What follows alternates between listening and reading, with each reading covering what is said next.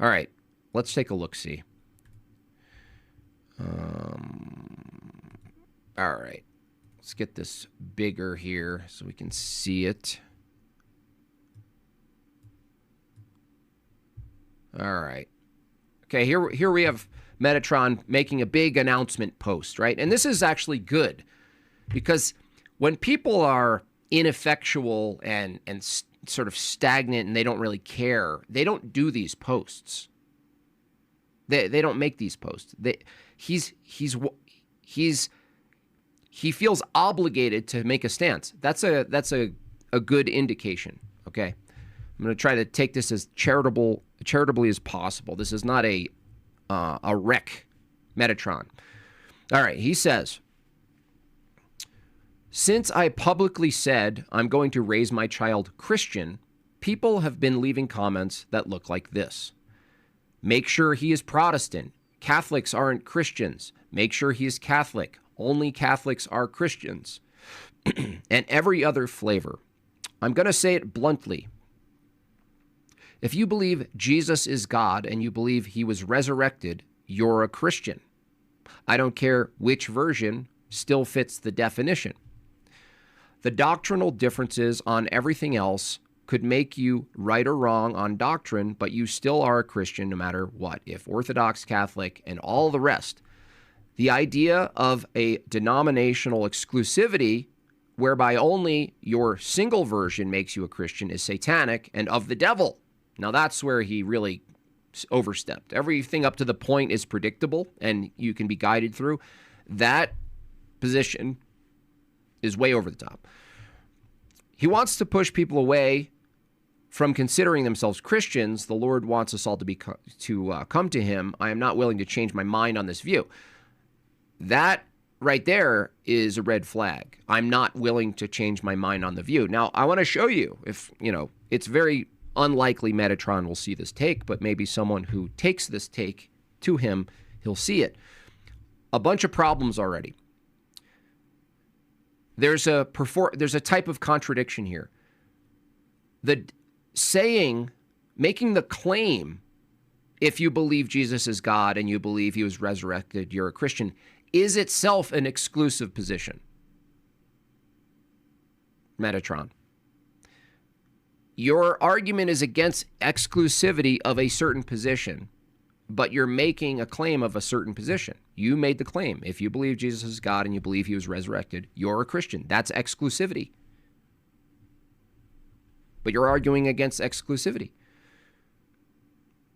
Further, you write that the doctrinal differences on everything else could make you right or wrong on doctrine, but you're still a Christian no matter what, if Orthodox, Catholic, and all the rest. He says the idea of denominational exclusivity, whereby only your single version makes you a Christian, is satanic. No. Christ himself, Metatron, gave you a church, not plural. He gave you a church. If you're Christian, the only way you understand or come to know that Jesus is God, doctrinal. You believe he was resurrected, doctrinal. The only way you came to know that is by relying on a true church that preserved the revelation, the life, the defeating of death, the Great Commission, the apostles, the 70 more, the disciples, the bishops, the priests, the councils, the tradition. You only know of Jesus Christ, Metatron, because you appeal to the thing you're actually currently rejecting, which is an exclusive church, singular, not plural. One church, not plural. Christ's body, the church, is not made up of incompatible Legos that you melt a little bit and force together.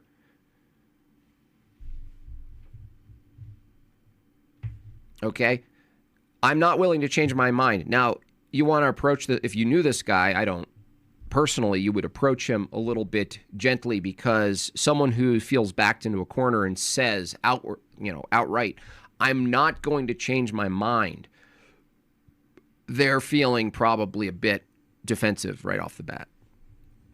They're basically saying, I'm going to bite you if you try. So you give them some time or whatever. Now, I don't know him personally, so I don't need to give any time. It's just you got to point out what's incorrect about this and what's good about this. What's good about it is he wants to plant his feet. What's bad about it is he can't really raise his kid Christian, right? Keep in mind the first sentence here, right? Since I publicly said I'm going to raise my child Christian. Okay, well, I wrote him a response, right? The response I wrote is raising a child Christian means tradition. What does it mean to raise someone any particular way? You're teaching them a set of behaviors, a set of beliefs, a way of being, a way of living your life. If your child is merely, child merely has to state a proposition about Christ, Christ is God, Christ resurrected, and that constitutes Christian, then you're not raising them to be something. You're raising them to say something. That's it. Propositional Christians, I call them. That's a real thing. I'm a propositional Christian. Oh, what's your practices? No, I don't do any of that. If you're a Christian Metatron, you're guided to hold steadfast to the traditions. The traditions you're told to hold steadfast to from Paul isn't a plurality. There's no tradition that's held to by the apostles and everyone that followed that says, don't worry, as long as you just say Christ is God and he resurrected, you're good. There is no historical Christian tradition that you could raise a kid to believe that exists for 2,000 years. That points to the soft proposition Christianity that you just say things, you just declare things, and that's it. Your kid has to eventually ask you, Metatron, Daddy, where is the practice? No, I told you, kid. You just said Christ is God and he resurrected. That we're good.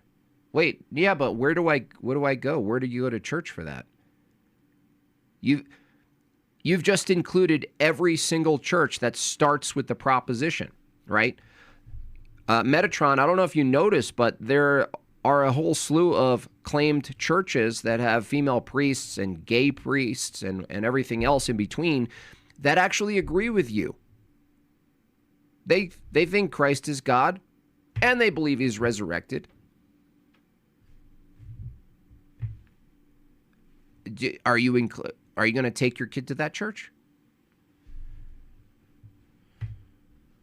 And this is why you can't avoid tradition. You can't anything you can point to in human history where a way of life is carried forward. It's not carried forward without tradition. The family itself is an icon of the church. The family itself is an expression of a metaphysical and physical structure.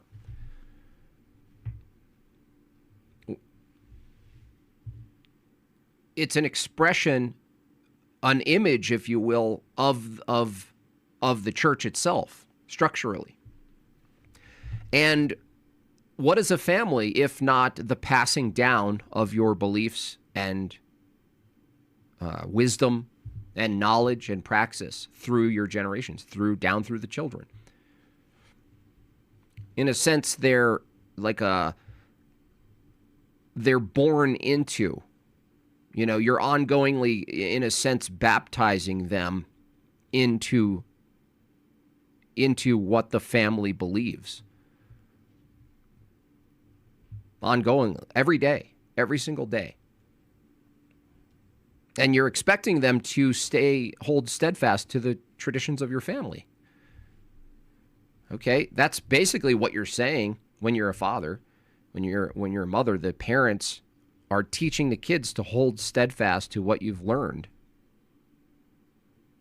Now, if you just replace Christianity with whatever you write and whatever you say, you're still saying what Paul said, but you're just saying you're Paul. You're just swapping out what it is. Oh, yeah. Oh, my children, please, everything I teach you, please hold steadfast to it, both written and word. But you can't call yourself a Christian if you're just going to replace those teachings with your own pseudo teachings. You can't do it.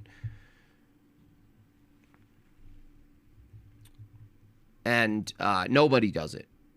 The atheist doesn't escape tradition. Obviously all of the rainbow people, they're a perfect example of people who claim to be rejecting some well-established traditional norms, and yet they're doubling down on them and just inverting them. They almost desire traditionalism more than the ordinary person who's just kind of living their life. Oh, the family, it's definitionally patriarchal and sexist. Let's start a family. Oh, churches are, these are archaic things. Hey, honey, let's start a lesbian church. Right?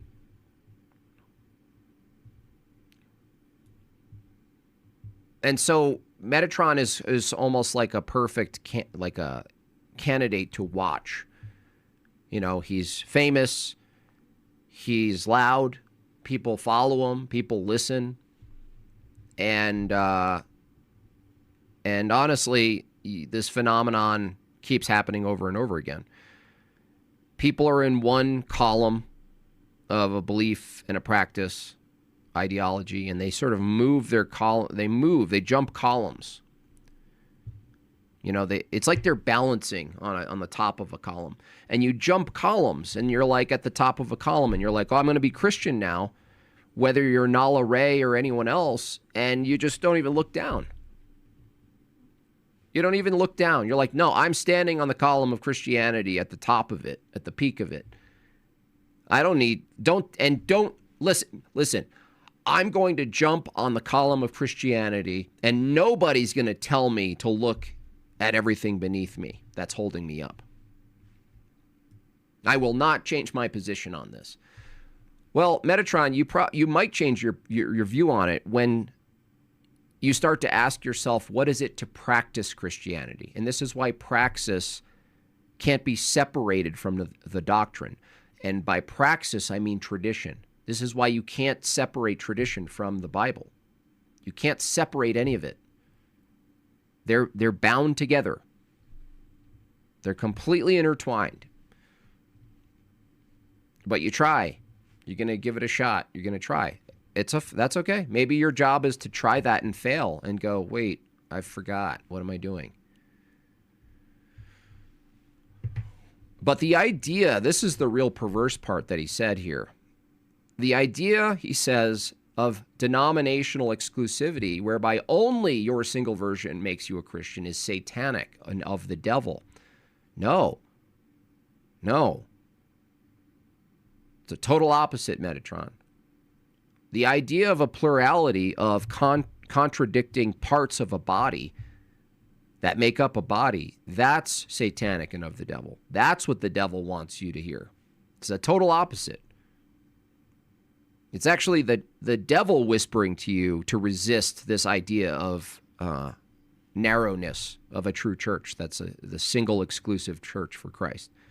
The devil wants you to take the other position. And notice how that statement from Metatron, he thinks is true for Christianity, but he doesn't hold the same view for, plurality of culture, mixing culture.